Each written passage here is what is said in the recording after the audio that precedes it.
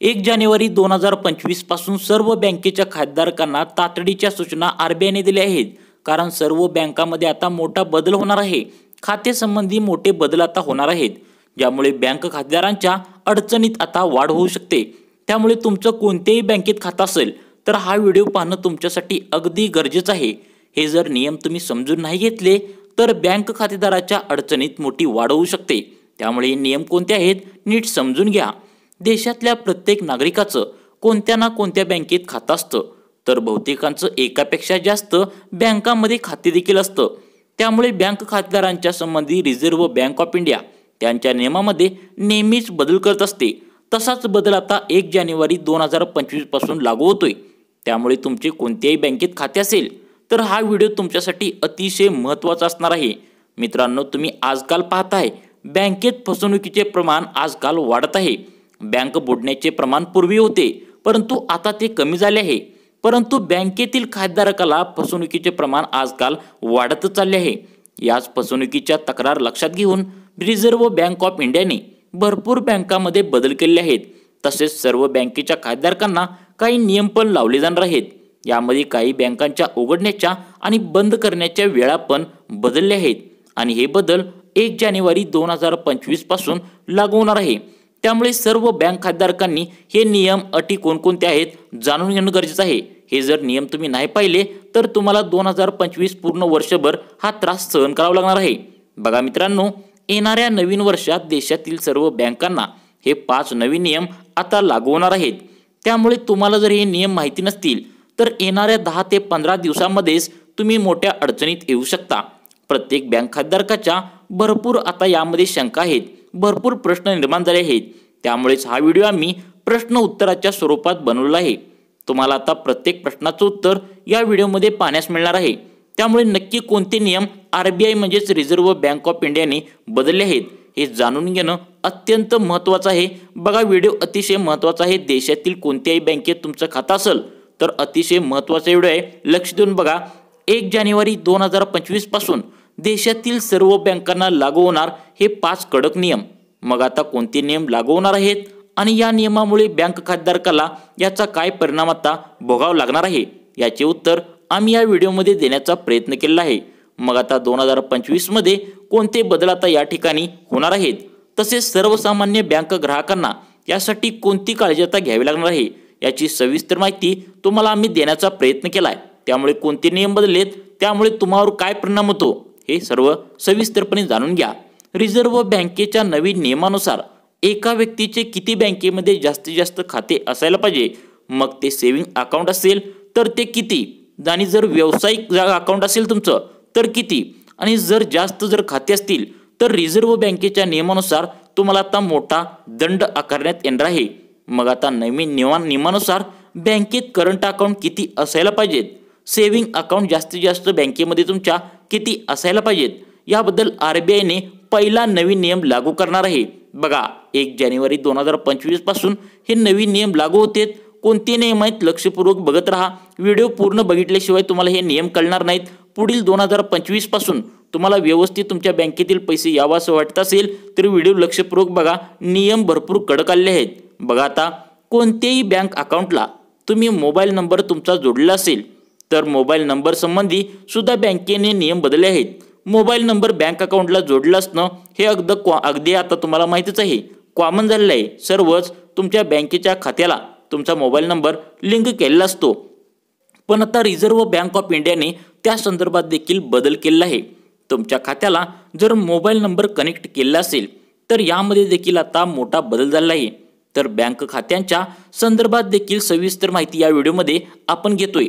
तर अतिशय महत्त्वाचा व्हिडिओ पूर्ण बघा, कारण हे 5 कडक नियम तुमच्यासाठी लागू केलेत। प्रत्येक बँक खातेधारकांनी हा व्हिडिओ लक्षपूर्वक पाहणं गरजेचं आहे। हे जर कडक नियम तुम्ही नाही पाहिले तर तुम्हाला पुढील 10 ते 15 दिवसात या बँकेच्या संदर्भात अडचणी 100% येणार आहेत। त्यामुळे लक्षपूर्वक बघा कोणते नियम बदललेत। मित्रांनो, एका व्यक्तीच्या नावावर किती जास्तीत जास्त सेव्हिंग अकाउंट असायला पाहिजे, आता यूट्यूबवर याबद्दल तुम्हाला भरपूर व्हिडिओ त्या ठिकाणी पाहायला भेटतील। यामध्ये भरपूर लोक असं सांगतात की जास्तीत जास्त एकच बँक अकाउंट असायला पाहिजे, काही जण सांगतात जास्तीत जास्त 2 बँक अकाउंट तुमचे असायला पाहिजे, किंवा काही जण असे पण सांगतात की जास्त गरज पडली तर 5 ते 6 अकाउंट तुम्ही कोणत्याही बँकेत उघडू शकता। मग याबद्दल आरबीआयने कोणता नियम काढलाय, अतिशय महत्त्वाचा व्हिडिओ आहे बघा। मग आरबीआयने याबद्दल सांगितले की 2025 पासून यासाठी नवीन नियम लागू केले आहेत। तुमचे जर जास्त बँकेचे खाते असेल तर तुमच्यासाठी कोणते नियम लागू केलेत बघा आरबीआय सांगतो की या नियमानुसार तुम्ही जर जास्त बँकेत जर तुमचं खातं असेल तर तुमच्यासाठी 5 कडक नियम लागू होतील। तर आता रिझर्व्ह बँक ऑफ इंडिया जे आहे त्यांनी असा कोणताही याबद्दल नियम लागू केले नाही मित्रांनो।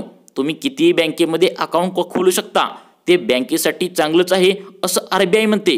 परंतु यामुळे तुम्हाला प्रॉब्लेम काय होतो बघा, जास्त जर तुमचे अकाउंट असतील तर तुम्हाला कोणता प्रॉब्लेम होऊ शकतो बघा। भारतात जेवढ्या बँक आहेत तितक्या प्रत्येक बँकेमध्ये तुम्ही खातं उघडू शकता असं आरबीआय म्हणतंय। परंतु जर तुमचं जास्त बँकेचे खाते असतील तर तुमचा मोबाईल नंबर त्याशी लिंक असेल तर तुम्हाला कोणत्या अडचणी येऊ शकतात बघा। तुम्हाला कुठलेही लिमिट दिलेलं नाही असं आरबीआय सांगतंय। फक्त या ठिकाणी तुम्हाला एक अडचण मोठी येऊ शकते। ती अडचण काय आहे बघा, जर तुमचं बँकेत एकापेक्षा 2-3 असे अकाउंट असतील तर कोणती अडचण येणार आहे बघा। तर तुम्हाला प्रत्येक खात्यामध्ये आता मिनिमम म्हणजेच कमीत कमी बॅलन्स जो बँकेने ठरवलेला आहे तो आता ठेवावा लागतो। तो जर तुम्ही ठेवला नाही तर तुम्हाला बँक दंड आकारते।